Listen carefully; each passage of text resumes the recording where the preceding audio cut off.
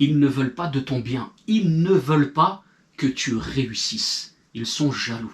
Mais d'une jalousie qui va au-delà de ce que nous connaissons. Une jalousie extraordinaire. Une jalousie profonde, hein, immense. Et oui, hein, voilà. Et cette réalité-là, on va la méditer à travers l'évocation d'un verset du Coran, à travers la parole d'Allah tabaraka wa ta'ala suivante.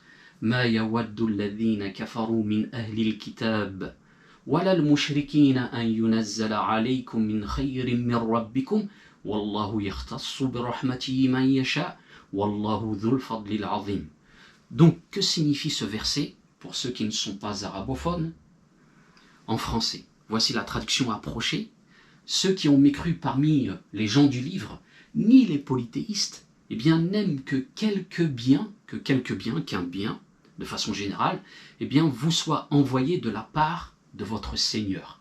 Mais Allah tabaraka wa ta'ala, le Créateur, choisit pour sa miséricorde qui il veut. Et Allah, bien sûr, est le détenteur de l'immense faveur. Voyez comme ce verset est beau, magnifique, et si on le médite, eh bien, on va forcément apprendre beaucoup de choses, adopter beaucoup de choses, Inch'Allah, dans notre vie, qui va nous structurer et qui va nous permettre petit à petit, jusqu'à la fin de notre vie, Inch'Allah ta'ala, eh bien, de parvenir à l'agrément d'Allah tabaraka wa ta'ala. C'est pour cela qu'il faut bien le méditer, bien le comprendre. Voilà. Mais avant toute chose, Alhamdulillahi Rabbil Alamin, wassalatu wassalam ala Rasulillah. Toutes les louanges appartiennent à Allah tabaraka wa ta'ala, et bien sûr que les bénédictions, les préservations soient sur le prophète Mohammed. Ceci étant dit, mes frères, mes sœurs, assalamu alaikum wa rahmatullah wa barakatuh. Bienvenue à vous tous dans cette nouvelle vidéo. Alors je demande à Allah Azza wa Jal que cette vidéo, eh bien, elle soit utile à moi ainsi qu'à vous, qui nous accorde la sincérité. N'oubliez pas de relier, de partager autour de vous, hein, vous le savez, de vous abonner, etc. si vous n'êtes pas encore abonné. Donc, ce verset parle de gens parmi les gens du livre, parmi les polythéistes. Donc avant de commencer, on doit quand même préciser cela. Il n'est pas question de généraliser. Il y a beaucoup de gens qui ne sont pas musulmans qui n'adoptent pas ce sentiment-là vis-à-vis des musulmans. Et oui, donc on ne généralise pas. C'était important vraiment de le rappeler, hein, avant de continuer.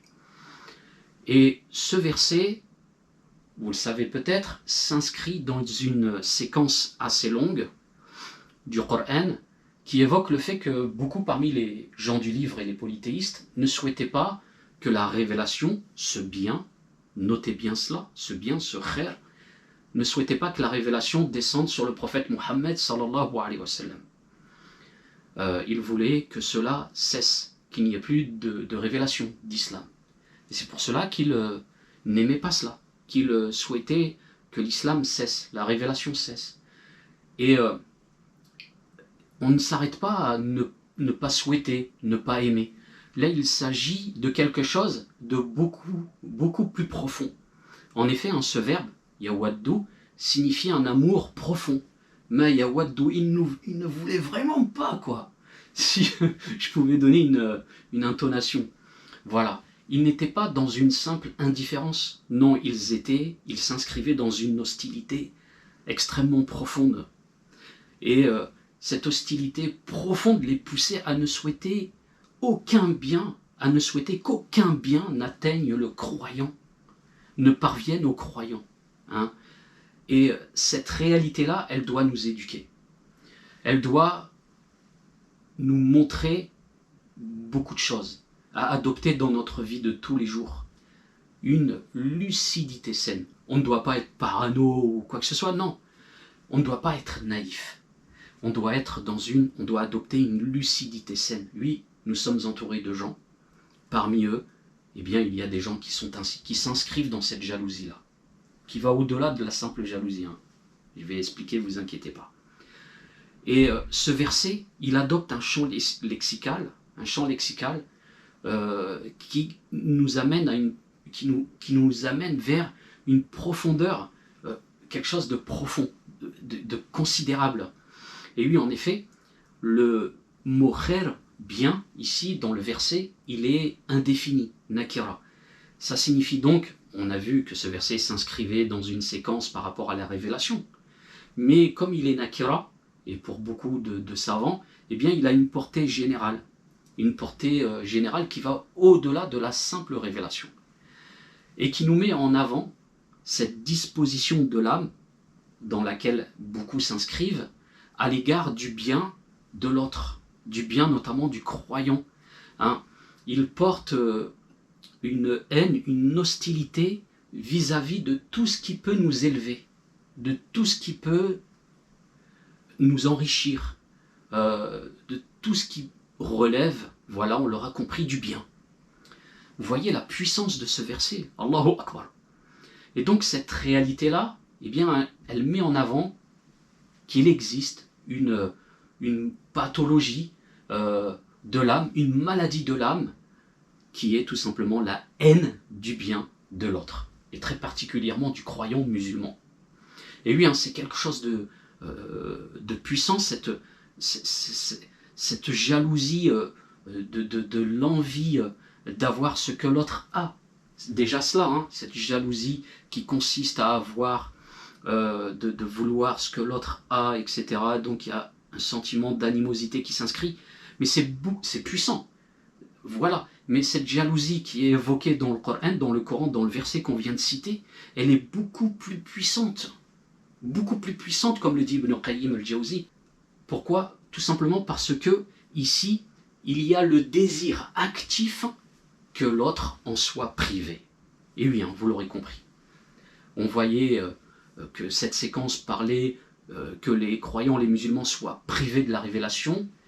On voit que et avec une animosité, vraiment une hostilité profonde, et on voit que le mot khair est indéfini, donc tout bien, donc ils ne veulent pas, et de manière vraiment hostile, profonde, qu'aucun bien ne t'atteigne, qu'aucune chose ne puisse t'élever ici-bas et dans l'au-delà.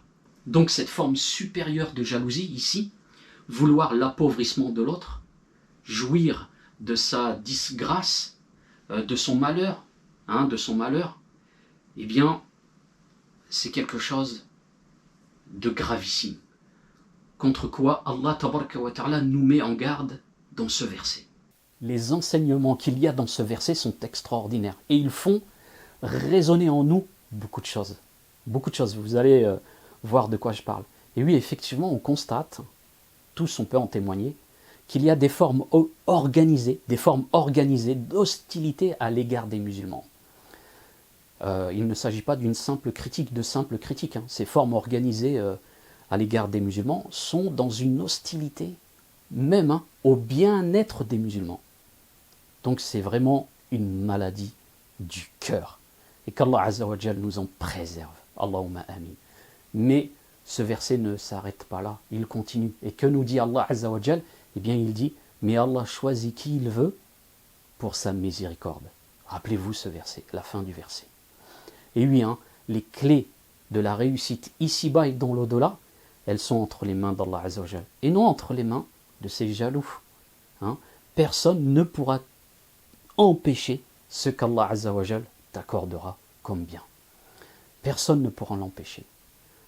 Tout ce qu'Allah Azza wa Jal t'accordera comme bien, qu'il aura décrété avec sa miséricorde, eh bien sera inaccessible aux jaloux, à la malveillance du jaloux. Allahu Akbar. Alors ce verset, il nous enseigne qu'il ne faut pas être naïf, qu'il faut être lucide. Et oui, hein, c'est une vertu. Et en empruntant ce chemin, eh bien nous empruntons la vertu musulmane. Il nous enseigne qu'il ne faut pas être naïf, qu'il faut être lucide, et donc qu'il ne faut pas être dans le désespoir ou la fixation de l'adversaire, hein, du jaloux, qui est consommé par cette jalousie extraordinaire qui fait qu'il ne supporte pas que quelque chose t'arrive de bien, que quelque chose de ce monde t'élève. Il ne supporte pas. Oui, hein, il ne faut pas être fixé sur lui. Il ne faut pas désespérer. Il ne faut pas prêter beaucoup d'attention à ces individus. Il faut placer ta confiance à Allah Azza wa Jal. Parce que Allah Azza wa Jal, c'est lui qui élève, c'est lui qui rabaisse, c'est lui qui donne, c'est lui qui prend, c'est lui le pourvoyeur.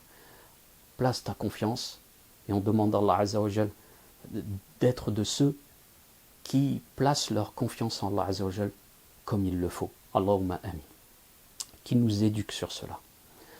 Et donc, ces enseignements qu'on vient d'évoquer dans le verset, qu'on a évoqué plutôt dans le verset, eh bien, nous font ouvrir les yeux sur ce bas monde. Mais tout de suite après, elles nous font ouvrir les yeux, ou du moins, lever le regard vers le ciel, car nous savons que c'est Allah Azza wa Jal qui a tout auprès de lui, tout simplement.